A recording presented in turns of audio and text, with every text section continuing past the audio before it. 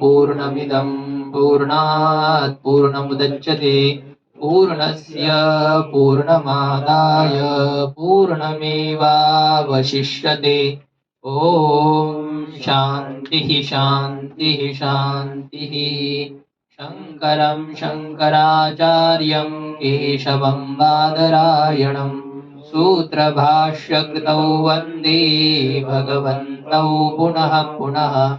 ईश्वरो गुरुरात्मेति मूर्तिभेदविभागिने व्योमवद्व्याप्तदेहाय दक्षिणामूर्तये नमः। ओम शांति शांति शांति। यद विद्याविलासेन भूतभौतिकसृष्टयः तन्नौमि परमात्मानं सच्चिदानन्दविग्रहम्। ओम शांति शांति शांति। शुक्ति पर प्रतीत होने वाला जो रजत है, उस रजत में इदंत्वेन प्रतीति होती है, अहंत्वेन प्रतीति क्यों नहीं होती है? क्योंकि साक्षी में तो अध्यस्त है रजत, जैसे सुख दुख आदि प्रमाता में अध्यस्त है, तो उसकी प्रमाता में आश्रित रूप से प्रतीति होती है कि मैं सुखी हूँ, मैं दुखी हूँ। इसी प्रकार से यदि साक्ष्य में ही अध्यस्त है रजत, तो फिर रजत में भी अहम रजतम इस प्रकार की प्रतीति क्यों नहीं होती है? इस प्रकार से पूर्व पक्षी की शंका थी। चैतन्य में स्थित रजत की इदम रजतम ऐसी सामने स्थित पदार्थ के साथ तादात्म्य रूप से प्रतीति क्यों होती है, अहम रूप से प्रतीति क्यों नहीं होती है? ये शंका होने पर सिद्धांति ने समाधान किया था कि जैसे न्याय मत में सुख दुख आदि आत्मा में है, किंतु उसका अवच्छेदक शरीर है, शरीर अवच्छेदेन आत्मा में सुख दुखादिक है। इसलिए क्या है, अवच्छेदक जो शरीर है उसमें भी सुख दुखादि के आश्रय रूप से प्रतीति होती है कि ये मैं सुखी हूँ, मैं दुखी हूँ, ये तो आत्मा में आश्रित रूप से सुख दुख की प्रतीति। और मेरा शरीर सुखी है, मेरा शरीर दुखी है। मम देह सुखी, मम देह स्वस्थ अस्वस्थ, स्वस्थ यानी सुखी है, अस्वस्थ दुखी है। तो शरीर में भी आश्रित रूप से सुख दुख की प्रतीति होती है ना, अवच्छेदक होने से। उसी प्रकार से सिद्धांति ने कहा कि साक्षी चैतन्य में रजत अध्यस्त तो है, लेकिन उसका अवच्छेदक है इदम, और वो अवच्छेदक इदम होने के कारण से इदम के संबंधी रूप से भी प्रतीति होती है। इस प्रकार से ये है, इदम के तादात्म्य रूप से भी प्रतीति होती है, जैसे कि सुख दुख आदि के शरीर में आश्रित रूप से प्रतीति होती है। यह हुआ। स्वामी जी, जी, ये पुस्तक में अवच्छेदक इदम है और टीका में अवच्छेदक शुक्ति है, तो इसमें क्या एक ही चीज है या कुछ अलग है? ये एक ही है। इदम, इदम शब्द से किसका निर्देश किया जा रहा है? शुक्ति का ही निर्देश किया जा रहा है। इदम कौन है? शुक्ति है। हाँ, लेकिन माने ऐसे दो अंश है ना, इदम अंश और शुक्ति अंश, ऐसा ऐसा है ना? नहीं, मतलब शुक्ति का सामान्य स्वरूप है इदम, और शुक्तित्व नील पृष्ठ त्रिकोणता आदि जो है वो उसका विशेष स्वरूप है, जो कि भ्रांति काल में प्रतीत नहीं होता है। ऐसा यह है तो इदम शब्द से शुक्ति ही। तो इसलिए तो क्या है, इदम रजतम में क्या है, इदम शुक्ति है, लेकिन रजत के साथ तादात्म्यपन्न होकर के प्रतीत होती है। तो इदम शुक्ति मतलब क्या है, शुक्ति का सामान्य स्वरूप है, वो पूरी शुक्ति भी नहीं। क्योंकि यदि अधिष्ठान ही है इदम, तब तो फिर तो उसकी प्रतीति नहीं होगी अध्यस्त के साथ। या तो अधिष्ठान प्रतीत होगा या तो अध्यस्त प्रतीत होगा विशेष रूप से। तो इसलिए क्या है, ये इदम ये शुक्ति का सामान्य स्वरूप है। सामान्य स्वरूप भ्रम का विरोधी नहीं होता है, वो साधक होता है। वो भ्रांति काल में भी रहता है और बाद में भी रहता है। तो इदंता धर्म शुक्ति का है, इदम शुक्ति है, इदंता शुक्ति में है। और इदंतो धर्म की प्रतीति कहाँ हो रही है? रजत में हो रही है। इदंतो धर्म की प्रतीति रजत में है। तो ये जो है, ये इसमें अन्योन्याध्यास यहाँ पर भी सिद्धांत स्वीकार करता है। इदंतो धर्म शुक्ति का है, प्रतीत हो रहा है रजत में। तो अब वहां पर आध्यासिक इदंत्व धर्म का स्वीकार किया जाए, वह शुक्ति के ही इदंत्व धर्म की रजत में प्रतीति होती, यह माना जाए। ऐसा जब है ना, जैसे कि आपने रजत को प्रातिभाषिक माना, रजत के ज्ञान को प्रातिभाषिक अनिर्वचनीय उत्पत्ति मानी, वैसे ही जो इदंता है भ्रांति ज्ञान में प्रतीत होने वाली, वह इदंता धर्म किसका है? शुक्ति का इदंता धर्म है, प्रतीत हो रहा है रजत में। तो वह जो इदंता धर्म है वह अनिर्वचनीय स्वीकार करना है रजत के साथ प्रतीत होने वाला, अथवा शुक्ति का ही इदंता धर्म रजत में प्रतीत होता है, ये माना जाए। यह जब होता है तो इसमें सिद्धांति कहता है कि अतिरिक्त इदंत्व धर्म की प्रतीति अनिर्वचनीय उत्पत्ति मानने की आवश्यकता नहीं है, शुक्ति का इदंत्व धर्म ही रजत में प्रतीत होता है। जैसे कि जपा कुसुम पुष्प की रक्तिमा ही स्फटिक में प्रतीत होती है, ऐसे ये कहना था। अभी इसमें फिर आगे यह हो गया कि विषय चैतन्य और अंतःकरणोपहित साक्षी चैतन्य, इन दोनों में अभेद होने के कारण से, पूर्व पक्षी ने फिर आगे यह बात कही थी कि जो रजत है रजत आदिक, वो तो इदमावच्छिन्न चैतन्य में अध्यस्त है, प्रमात्र चैतन्य में नहीं, साक्षी चैतन्य में अध्यस्त नहीं है। साक्षी चैतन्य में अध्यस्त नहीं तो उसे साक्षी भाष्य कैसे कहा गया? साक्षी के द्वारा प्रकाश्य कैसे? अन्य के द्वारा प्रकाश्य नहीं है, साक्षी के द्वारा ही प्रकाश्य है। ऐसे शुक्ति रजत आदि को कैसे कह रहे हैं? सांप्रदायिकों ने यह जो बात कही वो कैसे सिद्ध होती है? तो सिद्धांति ने कहा कि विषय चैतन्य और प्रमात्री चैतन्य इनका अभेद है। तड़ाग का जल जैसे उस नाली के माध्यम से क्यारी में चला जाता है किसान के खेती में, और उसके आकार हो जाता है, उसी प्रकार से प्रमात्री चैतन्य ही वृत्ति के माध्यम से विषय देश में गया है, विषय देश में है। विषय चैतन्य और प्रमात्री चैतन्य में भेद नहीं है, दोनों में अभेद है। दोनों में अभेद होने के कारण से रजत साक्षी में भी अध्यस्त है, विषय चैतन्य में अध्यस्त है तो साक्षी में भी अध्यस्त है। साक्षी में अध्यस्त होने के कारण से उसमें केवल साक्षी विद्यता कहना भी अनुचित नहीं है, यह सिद्धांति ने कहा था। अब यहाँ से हमें विचार करना है। ननु सुखादीनाम अवच्छेदक शरीर निष्ठत्वेन उपालंभः न सर्वदा, उपलम्भः न सर्वदा अहम सुखी इति आत्मनिष्ठत्वेनापि उपलम्भ दर्शनात्। पूर्व पक्ष कहता है आपने सुख दुख आदि का उदाहरण तो दिया, सुख दुख आदि का वस्तुतः आश्रय आत्मा है, अवच्छेदक शरीर है, तो अवच्छेदक शरीर में भी सुख दुख आदि की प्रतीति होती है। ऐसे ही रजत प्रतीति में अवच्छेदक कौन है? इदम है, तो उस इदम के साथ तादात्म्य रूप से भी रजत की प्रतीति होना कोई अनुचित नहीं है, यह आपने कहा। किंतु सुखादीनाम अवच्छेदक शरीर निष्ठत्वेन उपलम्भ सर्वदा भवति, सुखादि का अवच्छेदक शरीर में स्थित रूप से जो उपलब्धि है वो उपलब्धि हमेशा नहीं है। क्यों? क्योंकि कभी मैं सुखी ऐसी भी तो प्रतीति हो रही है कि नहीं? तो शरीर में स्थित रूप से भी सुख दुख आदि की प्रतीति है और आत्मा में स्थित रूप से भी सुख दुख आदि की प्रतीति है, किंतु रजत की हमेशा इदम के साथ तादात्म्यपन्न रूप से ही प्रतीति है। वहां पर भी अहम रजतम ऐसी प्रतीति होनी चाहिए, क्यों नहीं होती? ये पूर्व पक्षी की शंका है। देखिए ध्यान दीजिए, सुखादीनाम अवच्छेदक शरीर निष्ठत्वेन उपलम्भ न सर्वदा, सुखादि में अवच्छेदक शरीर में स्थित रूप से, सुखादि की अवच्छेदक शरीर में स्थित रूप से जो उपलब्धि है प्रतीति है वो सर्वदा होती है नहीं, ऐसी प्रतीति सर्वदा नहीं होती है। क्योंकि अहम सुखी इति आत्मनिष्ठत्वेनापि उपलम्भ दर्शनात्, मैं सुखी हूँ इस प्रकार से आत्मा में स्थित रूप से भी उसकी उपलब्धि देखी जाने के कारण से,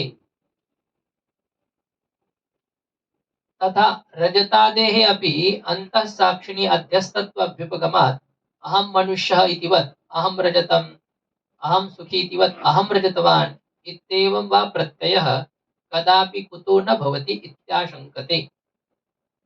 कहते हैं कि जैसे सुख दुख आदि के शरीर में स्थित रूप से हमेशा प्रतीत नहीं होते हैं, आत्म रूप से भी उनकी उपलब्धि दिखी जाती है कि नहीं? तो वैसे ही रजतादेह अभी अंत साक्षिणी अध्यस्तत्व अभ्युपगमात, रजतादि में भी अंत साक्षी जो शरीर के अंदर स्थित जो साक्षी है, उस साक्षी में अध्यस्तत्व स्वीकार करने के कारण से मैं मनुष्य हूँ, यह प्रतीति होती है कि नहीं? होती है। हम मनुष्य, तो क्योंकि ये साक्षी में अध्यस्त है मनुष्यता, अहम मनुष्य ऐसी प्रतीति होती है। इसी प्रकार से अहम रजतम, ये प्रतीति क्यों नहीं होती है? ऐसा प्रत्यय होता है क्या कभी अहम रजतम? नहीं होता, होना चाहिए ना। जैसे मैं मनुष्य हूँ, मैं सुखी हूँ, मैं दुखी हूँ, यह प्रतीति होती है साक्षी में सुख दुख आदि का अध्यस्त होने से। इसी प्रकार से रजत भी साक्षी में यदि अध्यस्त है तो रजत की भी अहम रजतम ऐसी प्रतीति होनी चाहिए। अथवा अहम सुखी, ये जो प्रतीति होती है, इस प्रतीति के समान अहम रजतवान इत्येवं वा प्रत्यय कदापि कुतो न भवति। मैं रजत वाला हूँ अथवा मैं रजत हूँ, इस प्रकार की प्रतीति कभी भी क्यों नहीं होती है? ऐसी प्रतीति कभी भी क्यों नहीं होती है? इस प्रकार से पूर्व पक्षी शंका करता है। दृष्टांत और सिद्धांत में अंतर आ रहा है। दृष्टांत में आत्मा के आश्रित रूप से भी सुख दुख आदि प्रतीत होते हैं और देह में आश्रित रूप से भी प्रतीत होते हैं, लेकिन रजत जो है वो तो हमेशा इदम के साथ तादात्म्यपन्न होकर के ही प्रतीत होता है। वह यदि साक्षी में अध्यस्त है, अहम रजतम, अहम रजतवान, ऐसा ज्ञान हमें क्यों नहीं होता है? इस प्रकार से पूर्व पक्षी की शंका हो गई। तो सिद्धांती इसका समाधान करता है। पहले ऊपर देखिए मूल में, ननु साक्षिणी अध्यस्तत्वे अहम रजतम इति प्रत्यय स्यात् अहम सुखी इति वत्। तो यदि साक्षी में अध्यस्त है, साक्षी में अध्यस्तता स्वीकार करने पर मैं रजत हूँ ऐसी प्रतीति होनी चाहिए। अहम सुखी इति वत्, मैं सुखी हूँ इस प्रतीति के समान मैं रजतम, मैं ही रजत हूँ अथवा मैं रजत वाला हूँ ऐसी प्रतीति होनी चाहिए। वैसे तो आम सुखी में क्या है? मैं सुख हूँ ऐसी प्रतीति है क्या? मैं सुख वाला हूँ। ऐसे ही फिर यहाँ होनी चाहिए हम रजतवान, मैं रजत वाला हूँ ऐसी प्रतीति होनी चाहिए। ये पूर्व पक्षी कहता है। इति चेत, ऐसे यदि पूर्व पक्षी कहे तो सिद्धांती समाधान करता है। उच्चते, सिद्धांति के द्वारा कहा जाता है। टीका में देखिए, नहीं यत्र यदध्यासः तस्य तन्निष्ठ अविद्या कार्यत्व प्रयुक्तम तन्निष्ठतया एव भानम इति नियमः संभवति। क्योंकि जहाँ जो पदार्थ जिसका अध्यास है, जहाँ जिसका अध्यास है, शुक्ति पर जैसे रजत का अध्यास है, तो तस्य तन्निष्ठ अविद्या कार्यत्व प्रयुक्तम, तो जहाँ जिसका अध्यास है, रजत का अध्यास है, और उस रजत की जो प्रतीति है, रजत की प्रतीति तन्निष्ठ अविद्या कार्यत्व प्रयुक्तम, वह शुक्ति में स्थित अविद्या, शुक्ति अवचिन्न चैतन्य में स्थित जो अविद्या, यत्र, वैसे तो शुक्ति में रजत का अध्यास नहीं, शुक्ति अवचिन्न चैतन्य में रजत का अध्यास है, इदम अवचिन्न चैतन्य में रजत का अध्यास है ना, एक ही बात है। तो इदम अवचिन्न चैतन्य में रजत का अध्यास है, उस रजत की जो प्रतीति है वह तन्निष्ठ अविद्या कार्यत्व प्रयुक्तम, तो शुक्ति अवचिन्न चैतन्य में स्थित अविद्या का कार्य है रजत, और उस अविद्या कार्यत्व से प्रयुक्त, अविद्या कार्यत्व के निमित्त तन्निष्ठतया एव भानम, उस शुक्ति अवचिन्न चैतन्य में स्थित रूप से ही प्रतीत होना, इति नियमः नहीं संभवति, ऐसा नियम संभव नहीं है। जो पदार्थ जहाँ प्रतीत हो रहा है वह उस अधिष्ठान में स्थित अविद्या का कार्य है, अज्ञान का कार्य है, और जो जिसमें स्थित अविद्या का कार्य है उसकी उसमें स्थित रूप से ही प्रतीति हो, उसकी उसमें स्थित रूप से ही प्रतीति हो, ऐसा नियम संभव नहीं है। मतलब उदाहरण में तो ऐसा हो गया कि रजत शुक्त्यवच्छिन्न चैतन्य में अध्यस्त है, तो रजत शुक्त्यवच्छिन्न चैतन्य निष्ठ अविद्या का कार्य है, और वह उस अविद्या का कार्य होने से उस अविद्या के आश्रय शुक्त्यवच्छिन्न चैतन्य, उसमें स्थित रूप से ही उसकी प्रतीति होना संभव नहीं है। उसमें स्थित रूप से प्रतीति हो, ये संभव नहीं है। सुखादे है, देखिए अभी पूरा पंक्ति लगेगी तब उसका स्पष्टीकरण होगा। सुखादे है घटादिवत शुद्ध चैतन्य अध्यस्तत्वे अपि अहम सुखी इति प्रत्यय दर्शनात्। सुखादि का देखिए, सुखादि का घटादि के समान शुद्ध चैतन्य में अध्यस्त है कि नहीं? सुखादि घटादि के समान शुद्ध चैतन्य में अध्यस्त होने पर भी मैं सुखी हूँ ऐसी प्रतीति देखी जाने के कारण से सुख भी शुद्ध चैतन्य में अध्यस्त है और घट भी शुद्ध चैतन्य में अध्यस्त है, लेकिन दोनों की प्रतीति एक जैसी हो रही है क्या? सुख की प्रतीति तो आत्मा के साथ तादात्म्य रूप से हो रही है, और घटादि की प्रतीति तो वो भूतल आदि से संयुक्त रूप से प्रतीति हो रही है। नहीं, ज्ञान है वो ज्ञान, ज्ञान तो आत्मा में रहता ही है, अंतःकरण में। सुख जैसे वैसे ज्ञान एक धर्म है, तो मैं ज्ञानी हूँ चाहे जिस विषय ज्ञान वाला हो। तो सुखादि भी शुद्ध चैतन्य में अध्यस्त है जैसे घटादि अध्यस्त है, किंतु फिर भी मैं सुखी हूँ ऐसी प्रतीति देखी जाती है। अहम घट ऐसी प्रतीति होती है क्या? इसका मतलब है कि क्या है, एक ही चैतन्य में स्थित अविद्या के जो कार्य होते हैं उनमें उसी चैतन्य में आश्रित रूप से प्रतीति हो, यह कोई नियम नहीं है। साक्षी में अध्यस्त घटादि, अध्यस्त मतलब क्या है, साक्षी में स्थित अविद्या के कार्य है कि नहीं? साक्षी में स्थित अविद्या के यदि कार्य है घटादिक, तो घटादि में साक्षी में स्थित रूप से ही प्रतीत हो ऐसा कोई नियम नहीं। सुख दुखादिक साक्षी में स्थित रूप से प्रतीत होते हैं, मैं सुखी हूँ, लेकिन घटादिक मैं घट हूँ ऐसी तो इनकी प्रतीति नहीं होती है। यह है अज्ञान के कार्य और रजत भी अज्ञान का कार्य।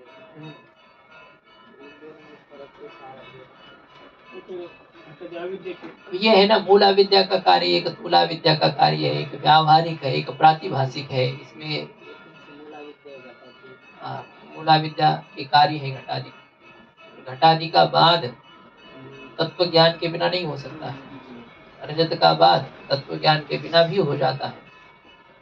दोनों अध्यस्त है, व्यावहारिक भी मिथ्या है, प्रातिभाषिक भी मिथ्या है, लेकिन अब वो मिथ्या में भी मिथ्या है। ऐसे टीवी में भी जैसे टीवी हो, टेलीविजन में टेलीविजन, तो वैसे ये व्यावहारिक में ये मिथ्या है, पारमार्थिक में व्यावहारिक मिथ्या है, और उस व्यावहारिक में भी जो मिथ्या हो ऐसा जो है, तो इसका तो तुरंत बाद हो जाता है। ऐसे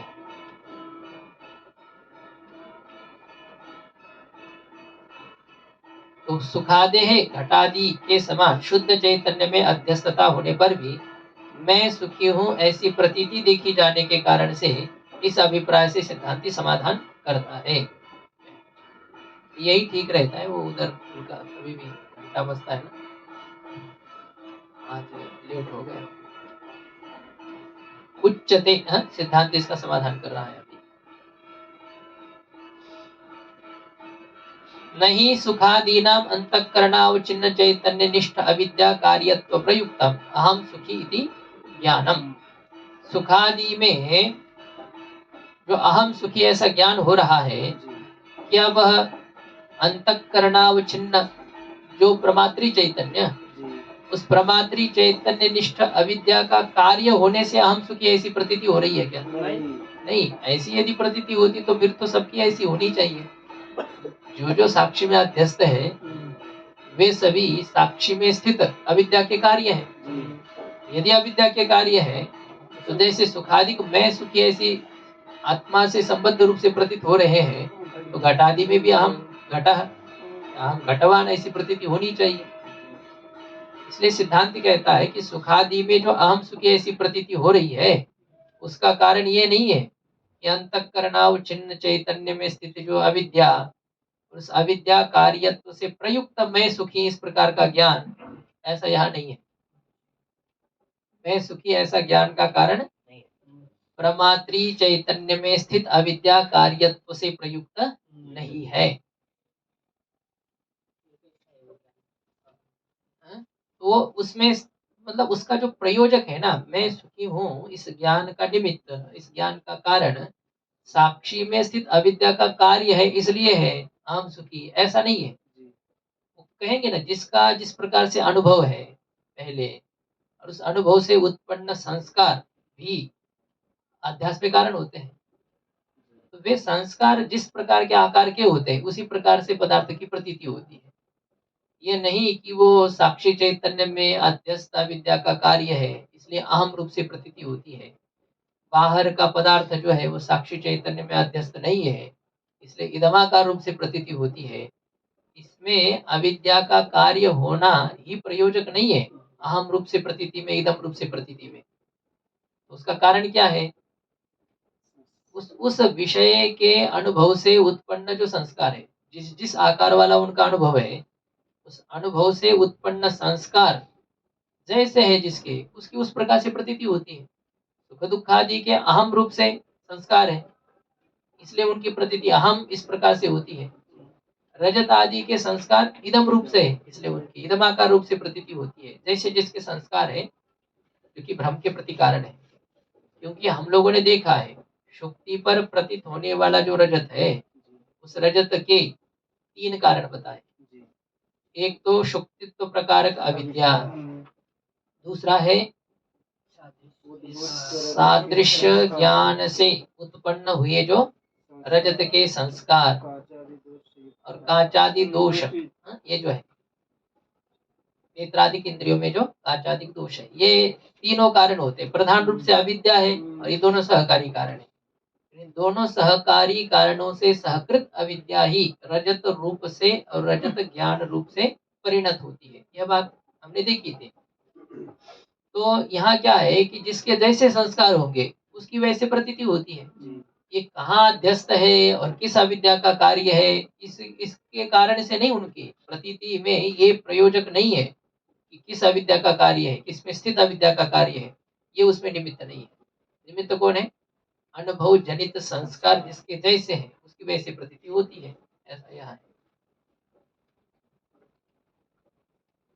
नहीं, ये होगा सुखादि में अंतःकरणावचिन्न चैतन्य निष्ठ अविद्या कार्यत्व से प्रयुक्त मैं सुखी इस प्रकार का ज्ञान नहीं है। सुखादि में अंतःकरण विशिष्ट या अंतःकरणोपित साक्षी चैतन्य निष्ठा विद्या कार्यत्व है और इसी कारण से ही मैं सुखी ऐसा ज्ञान होता है, यह कहना उचित नहीं है। क्यों उचित नहीं है?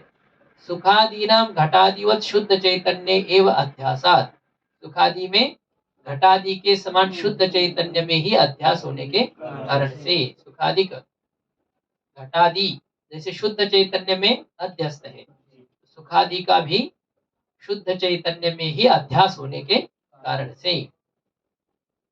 तो क्या अंतर है? घटादि के भी शुद्ध चैतन्य में अध्यस्त है और सुखादि भी शुद्ध चैतन्य में अध्यस्त है। तो सुखादि की तो अहम रूप से प्रतीति हो रही है और घटादि की इदम रूप से प्रतीति हो रही है। तो इसमें ये निमित्त तो समान ही है ना। साक्षी चैतन्य निष्ठ अविद्या कार्यत्व घटादि में भी है और सुखादि में भी है। तो इसलिए ये तो भेदक नहीं हुआ ना।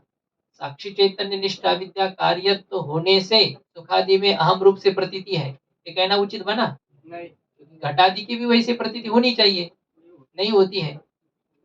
तो फिर ये इदमाकार अहमाकार इस प्रकार के प्रतीति का कारण कौन है, प्रयोजक कौन है? इस प्रकार की ये शंका बनी है। इसका समाधान सिद्धांत करेगा। तो नियामक इसका कोई ना कोई होना चाहिए।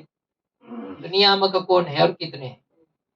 तो कहते हैं कि नियामक की जब कल्पना ही करनी है तो एक ही नियामक की कल्पना करना उचित है, एक ही उसमें निमित्त की कल्पना करना उचित है। ठीक है, देखिए तरी घटादेः सुखादेः शुक्तिरूप्यादेश्च तत्तत् प्रतीति विषयत्वे पृथक पृथक नियामकम उत एकम इति पृच्छति। तो फिर घटादि सुखादिक और शुक्ति रजतादिक, ये इतने हैं सभी। घटादिक, सुखादिक और शुक्ति रजतादिक, इनमें तत्त प्रतीति विषयत्वे, उनकी उस रूप से प्रतीति की जो विषयता है, घटादि में इदम रूप से प्रतीति की विषयता है, सुखादि में अहम रूप से प्रतीति की विषयता है, शुक्ति रजतादि में भी इदम रूप से प्रतीति की विषयता है। तो तत्त प्रतीति की जो उसमें विषयता है, उस प्रकार के ज्ञान की जो विषयता होने में पृथक पृथक नियामकम उतैकम, तो इनके भिन्न भिन्न प्रतीति की विषयता में अलग अलग नियामक है अथवा एक ही नियामक है, इति पृच्छति, ऐसा पूर्व पक्षी पूछता है। तो सिद्धांत कहता है किंतु नाना नियामक अभ्युपगमे गौरवात, अनेक नियामक स्वीकार करने पर गौरव होने के कारण से अनुगत एक नियामक स्वीकार उचित, सब में व्याप्त इस प्रकार से एक नियामक का स्वीकार करना उचित है। सब में एक जैसा जो बने उसी को ही स्वीकार करना उचित होता है। अलग अलग करने की अपेक्षा से एक में ही सब आ जाए वो उचित होता है। इति उत्तरमाह, इस प्रकार से सिद्धांति उत्तर देता है, कहता है। मूल में देखिए, किंतु यस्य यदाकारानुभवाहित संस्कार सहकृत विद्या कार्यत्वं तस्य तदाकारा अनुभव विषयत्वम इत्येव अनुगतम नियामकम, यदि किंतु जिसमें यदाकारा अनुभव आहित संस्कार सहकृत विद्या कार्यत्वम, जिसमें जिस आकार वाले अनुभव से उत्पन्न संस्कार, इदमाकार अनुभव, अहमाकार अनुभव, तदाकार अनुभव, जिस प्रकार के अनुभव से उत्पन्न संस्कार से सहकृत अविद्या की कार्यता है, जिस रजतादि में जिस आकार वाले अनुभव से उत्पन्न संस्कार से सहकृत अविद्या की कार्यता है, तस्य तदाकार अनुभव विषयत्वम, उसमें क्या है, तदाकार अनुभव की विषयता है। उस रजतादि में तदाकार अनुभव, इदमाकार अनुभव, अहमाकार अनुभव, उसमें तदाकार अनुभव की विषयता है। यही सर्वत्र अनुगत नियामक है, इत्येव अनुगतम नियामक, यही सर्वत्र एक नियामक है।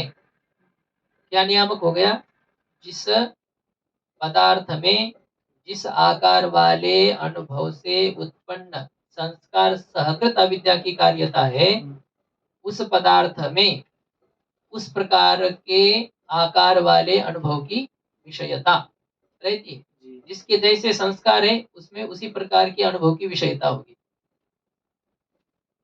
पहले जिसका जैसा अनुभव हो चुका है, अब ये आप कहेंगे कि इस बार तो ठीक है, आपने ये कहा कि रजतम इत्यादि जो है इसमें अविद्या कार्यत्व तो है, लेकिन इदमाकार अनुभव से उत्पन्न संस्कार सहकृत अविद्या का कार्यत्व है। इसलिए रजत आदि में जो अनुभव की विषयता है वो किस आकार की अनुभव की विषयता है, इदमाकार अनुभव की विषयता। क्यों? क्योंकि उसके अनुभव जनित संस्कार वैसे हैं। ठीक अभी की बात करेंगे। अब जिस जो अनुभव आपने पहले किया था, पहले आपने अनुभव जो किया था इदमाकार रूप से अनुभव किया था, तो वो जो अनुभव की विषयता थी उसमें भी संस्कार कारण थे कि नहीं?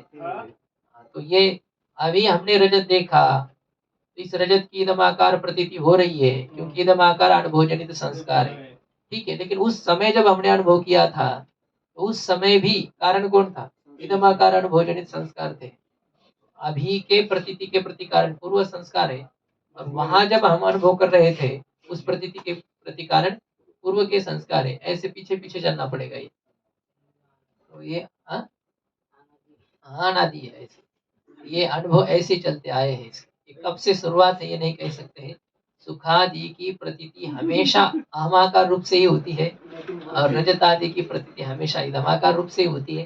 संस्कार ऐसे ही है, इसलिए इसमें जब जब अनुभव होता है इनका, तब तब उनका इदमाकार रूप से या किसी का अहमाकार रूप से होना सुनिश्चित है। ऐसा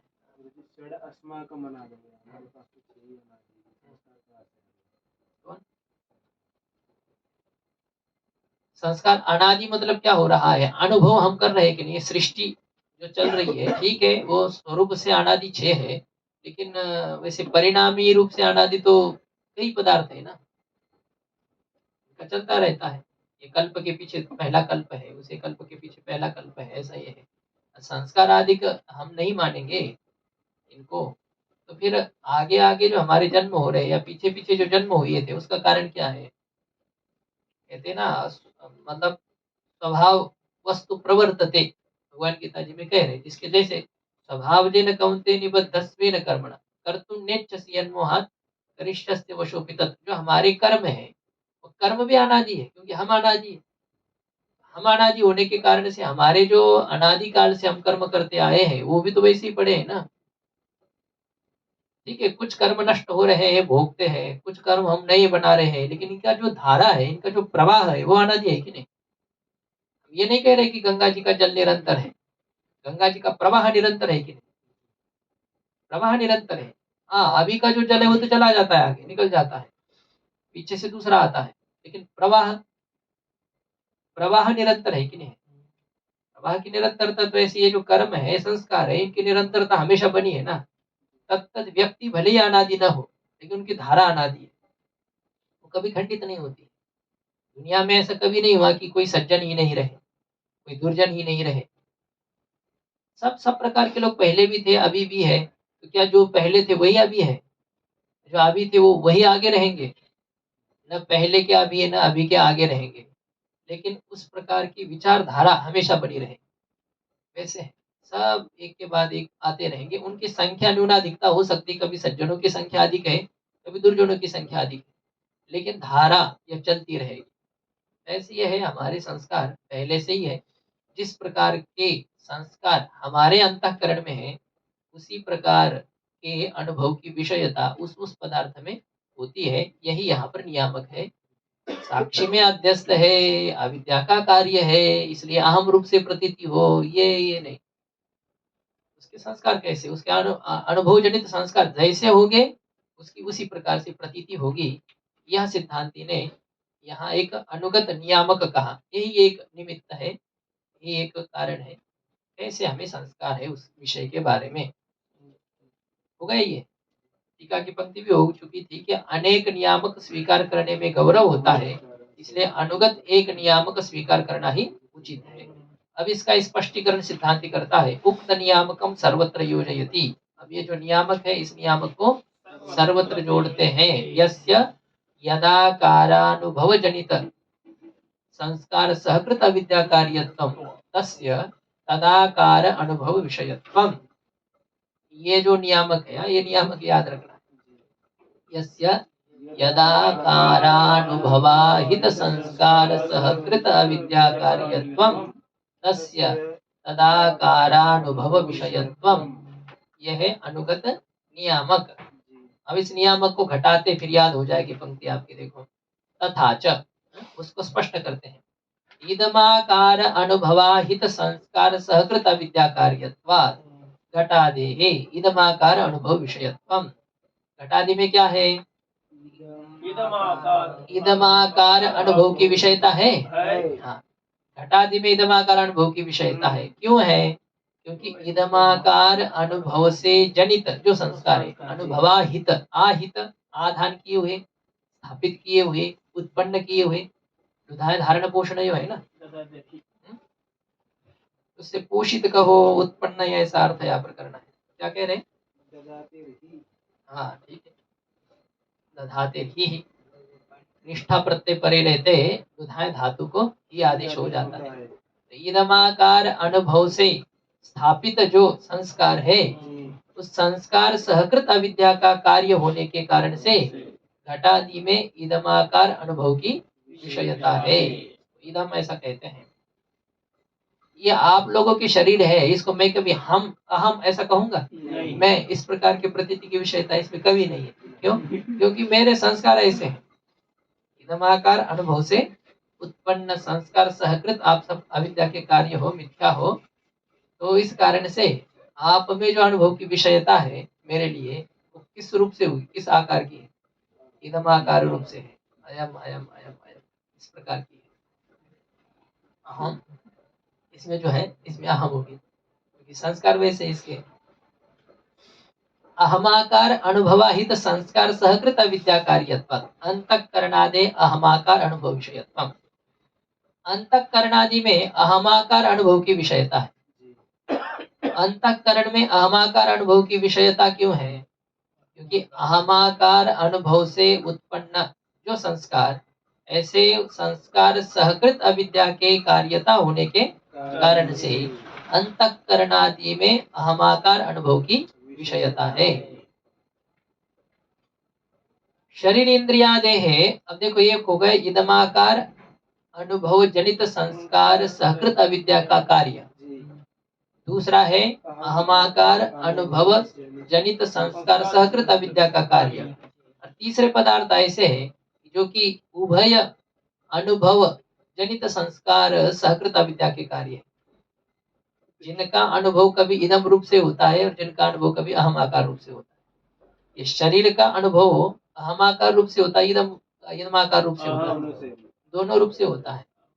इदम मम शरीरम, इदम इदम शरीरं कौन्तेय, ये शरीर, अहम गच्छामि, अहम, इस प्रकार से अहम देहः, ऐसी भले ही हम शब्द प्रयोग नहीं करें, लेकिन अहम शब्द का अर्थ हम ये शरीर को ही कहते हैं। अहम, मैं स्वस्थ हूँ, मेरा शरीर स्वस्थ है, ये जो कहना होता है, इस शरीर में मैं भी हम प्रयोग करते हैं और मेरा भी प्रयोग करते हैं। मेरा मतलब इदम रूप से प्रतीति हो रही है इसकी। ये मकान जो है इसके लिए हम हमेशा इदम ही कहते हैं, इसको अहम कभी नहीं कहते। शरीर के लिए हम अहम शब्द का भी प्रयोग करते हैं। इसमें जो ना 3 प्रकार के जो आत्मा थे, मुख्य आत्मा, गौणात्मा और मिथ्यात्मा, 3 प्रकार के आत्मा पंचदशी में कहे गए थे। तो गौणात्मा कौन है? पत्नी है, पुत्र है, इन्हें गौणात्मा कहते हैं।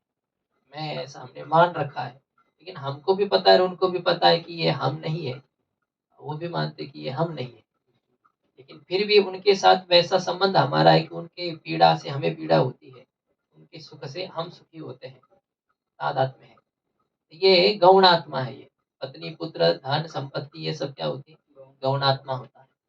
और मिथ्यात्मा है, शरीर, ये मिथ्यात्मा है। मतलब ये मिथ्या और गौण में अंतर होता है ना। गौण में क्या है, हमको पता है कि वो अलग है, फिर भी हम कहते हैं केवल सिंहो देवदत्त, ये गौण है, ये मिथ्या नहीं। और इदम रजतम, ये मिथ्या है, क्योंकि यहाँ हमें पृथक रूप से प्रतीति नहीं है, हम उसी को वही समझ रहे हैं। ये नहीं कि हमें पता है कि शुक्ति अलग है, रजत अलग है, फिर भी हम शुक्ति को रजत कह रहे हैं। ऐसा जानबूझ करके प्रयोग हो रहा है क्या? नहीं। एक जानबूझ करके झूठ कहना और दूसरा अनजाने में झूठ कहना, इसमें अंतर है कि नहीं?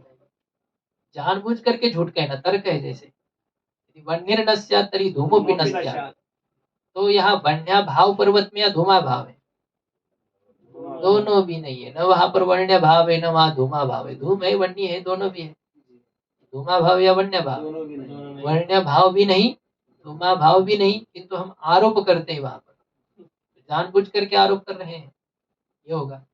और कभी क्या है, हमें पता नहीं चला, हमने समझ लिया वहां पर वन्य नहीं है, ऐसा अनजाने में हमने वन्य भाव मान लिया, जानबूझ करके वन्य भाव स्वीकार कर लिया। अंतर होता है जैसे, लेकिन है दोनों भी मिथ्या ज्ञान। तर्क भी मिथ्या ज्ञान है और विपरीत ज्ञान भी मिथ्या ज्ञान है। संशय विपर्यय तर्क भेदात्, ऐसे।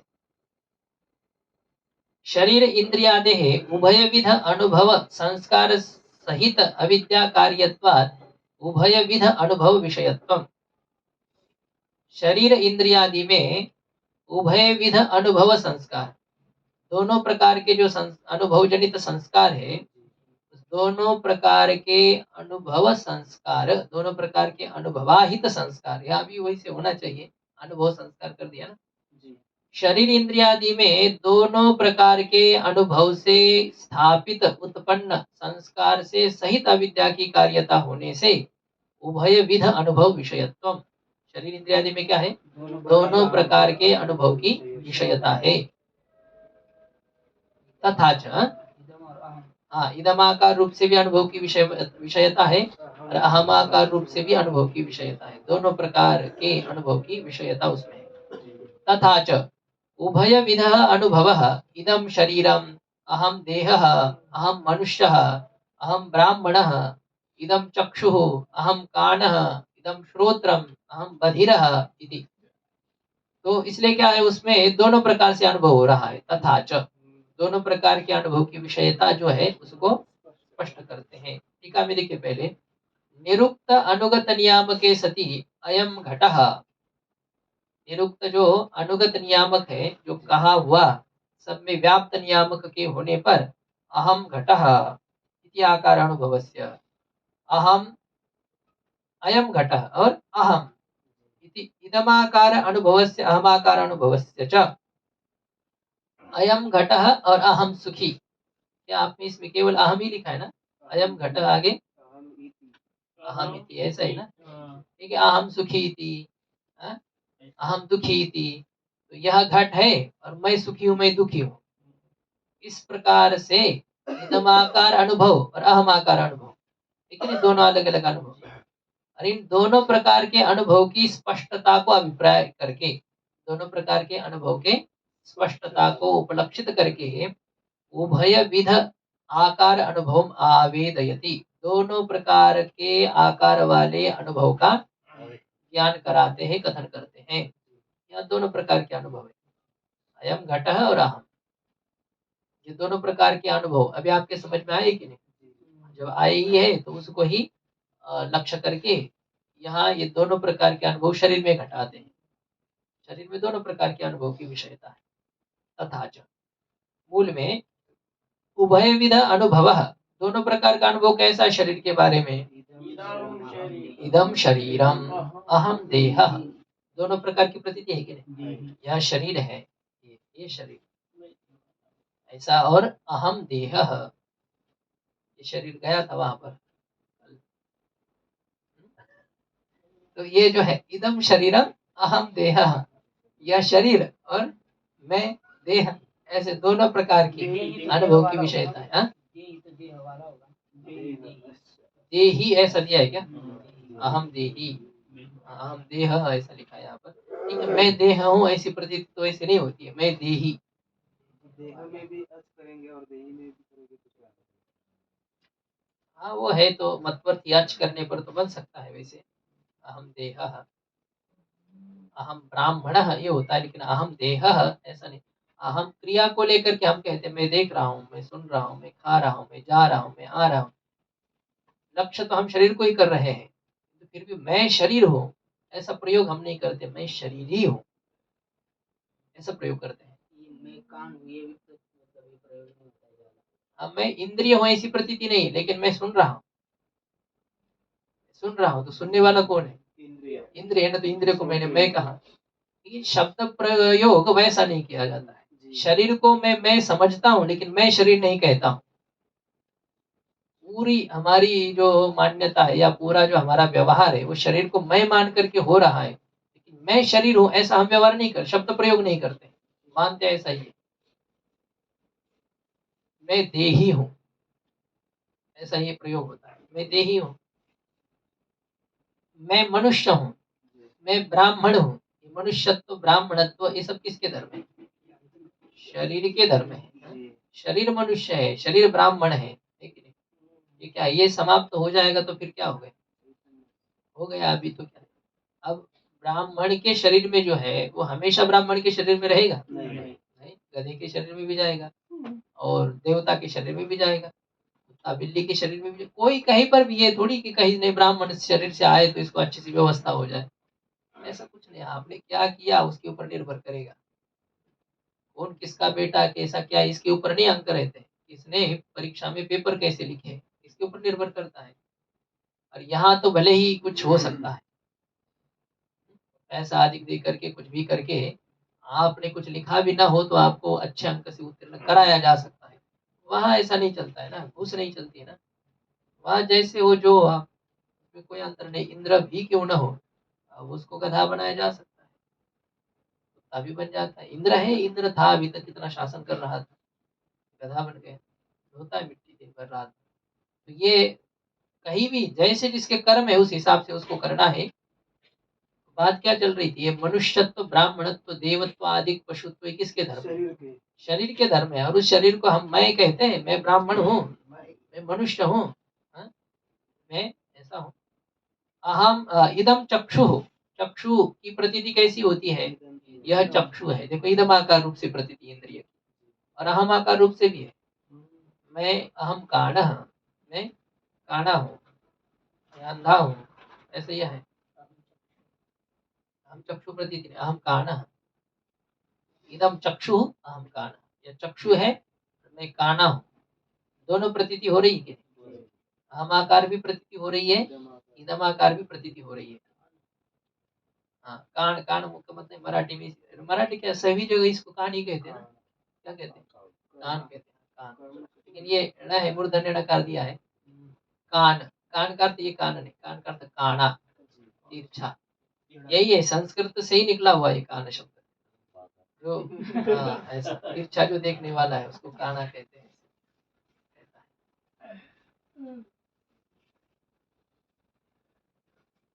मैं मन हुआ ऐसी प्रतीति होती है।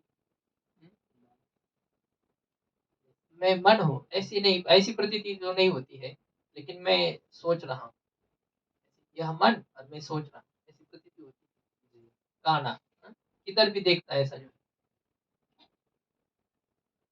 मराठी में एक डोळा चकना, किधर भी देखना, ऐसे वो हिंदी हो गई ना नहीं, ऐसे मिश्रित है। अहम कान, मैं काना हूँ, हाँ? इदम श्रोत्रम, हाँ? यह श्रोत्र है, ऐसी प्रतीति होती है। और अहम बधिरा, मैं बधिर हूँ, ऐसी भी प्रतीति होती है। यह श्रोत्र है और मैं बधिर हूँ, ऐसी प्रतीति हो रही कि नहीं? हो रही है। दोनों प्रकार से प्रतीति हो रही है इस प्रकार से। टीका में देखिए, यस्य उभयविध अनुभवस्य विषयत्वं देहेन्द्रियादेः सच उभयविध अनुभव एवं इत्यर्थः। ऐसा इन पाठ। हाँ, तो जिसमें उभयविध अनुभव की विषयता है, जिसमें किसमें? यस्य देहेन्द्रियादेः उभयविध अनुभव विषयत्वं, जिस देह इंद्रिय में, देहेन्द्रियादि में उभयविध अनुभव की विषयता है।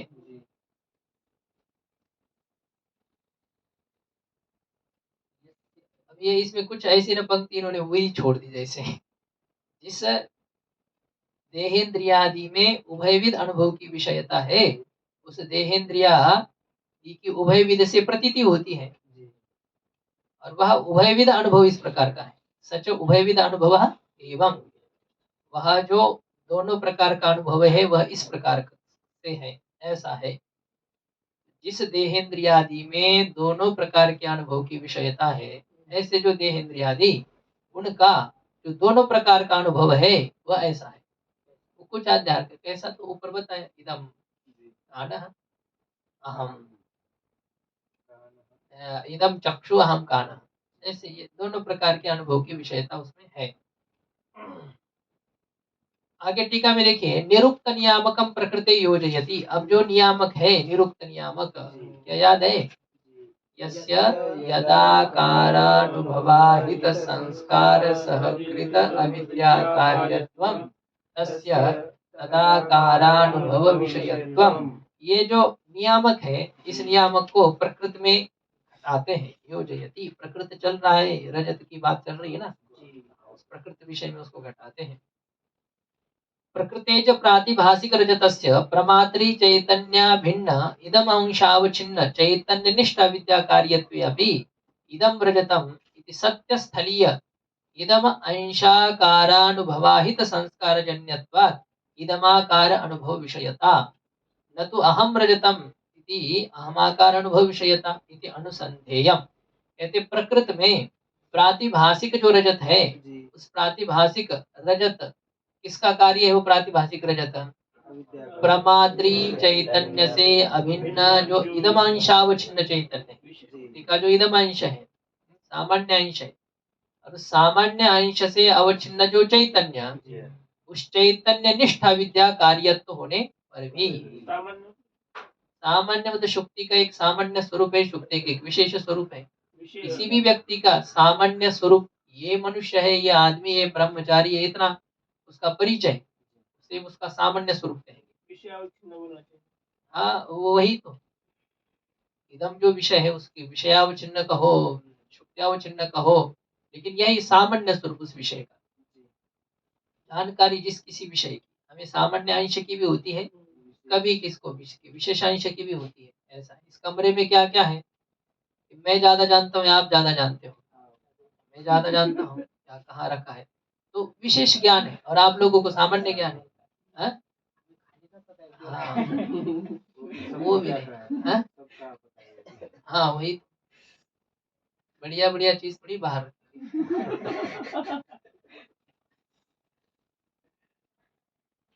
प्रमात्री चैतन्य से अभिन्न जो इदम अंश है, उस इदम अंशावच्छिन्न जो चैतन्य, इदम अंश से उपहित जो चैतन्य, उस शुक्त्यावच्छिन्न चैतन्य निष्ठ विद्या की कार्यता होने पर भी इदम रजतम इति सत्य स्थलीय इदमाकार अनुभव, तो इदम रजतम इस प्रकार का अनुभव सत्य रजत स्थल पर हम रजत का कैसा अनुभव करते हैं, इदम रजतम, ऐसे उस सत्य स्थल में स्थित इदमाकार अनुभव, सत्य स्थल में जो इदमाकार अनुभव हो रहा है और उस अनुभव से उत्पन्न जो संस्कार, उस संस्कार से जन्य होने के कारण से इदमाकार अनुभव विषयता, इदमाकार अनुभव विषयता कस्य, हाँ प्रातिभाषिक रजतस्य, प्रातिभाषिक रजत में इदमाकार अनुभव की विषयता है। क्यों है, यद्यपि प्रातिभाषिक रजत प्रमात्री चैतन्य से अभिन्न इदमाकार इदमावच्छिन्न चैतन्य में अध्यस्त है, और इसीलिए क्या है, वो इदमाकार अवच्छिन्न चैतन्य निष्ठा विद्या का कार्य है ना।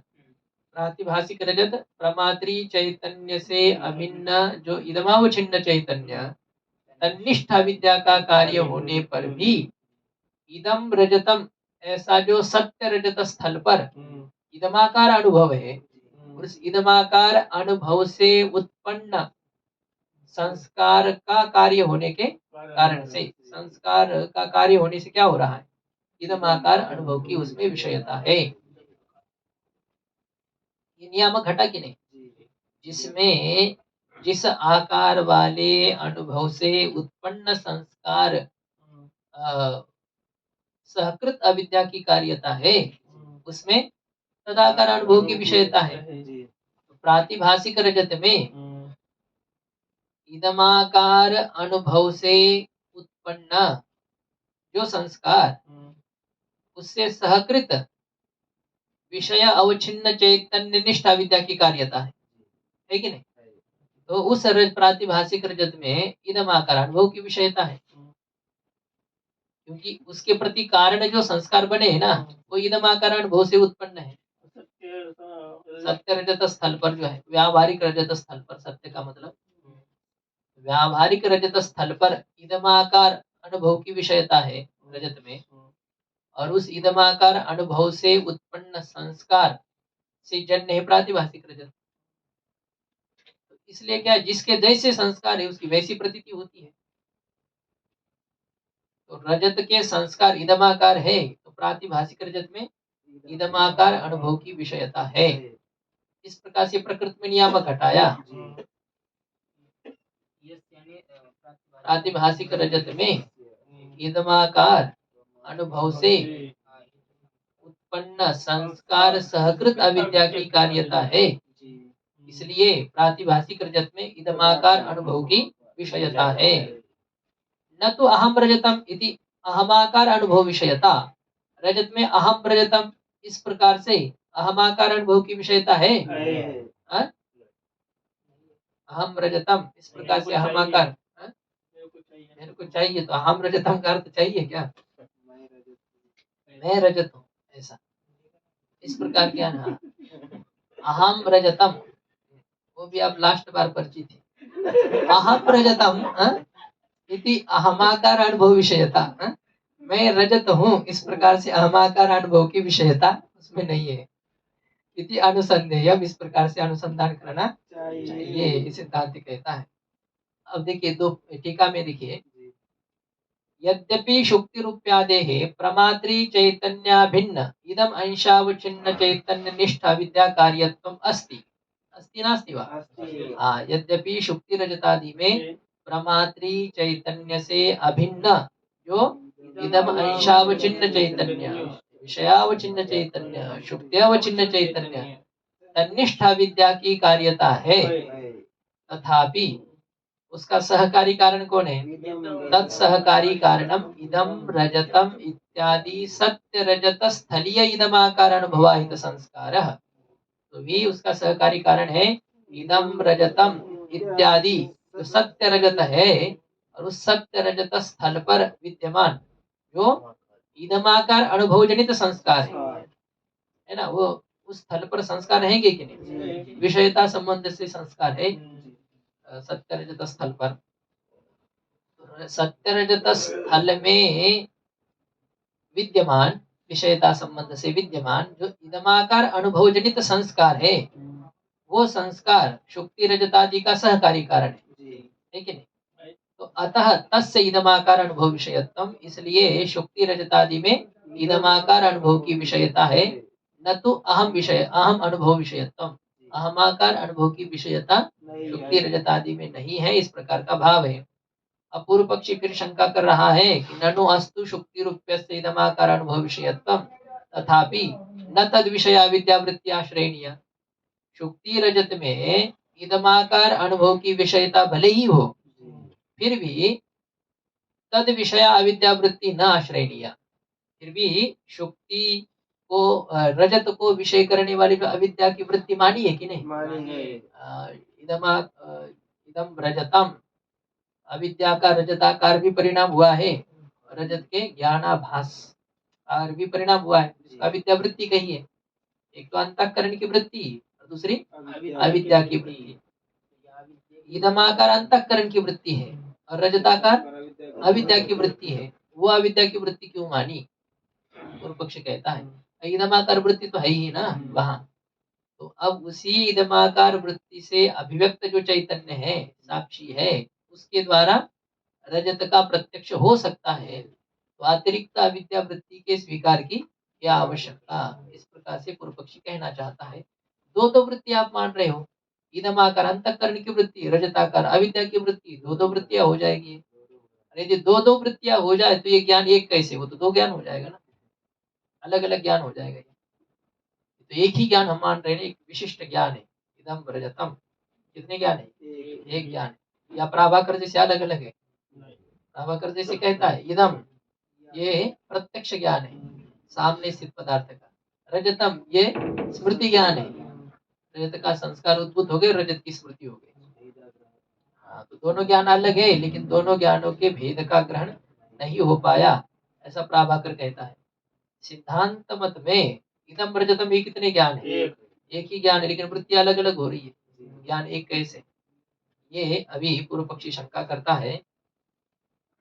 शुक्ति रजत में इदमाकार अनुभव की विषयता है, फिर भी तद विषय का अविद्या वृत्ति का आश्रय नहीं करना चाहिए। क्यों? क्योंकि तस्य साक्षात अनावृत्त साक्षी संबंधितया, क्योंकि तस्य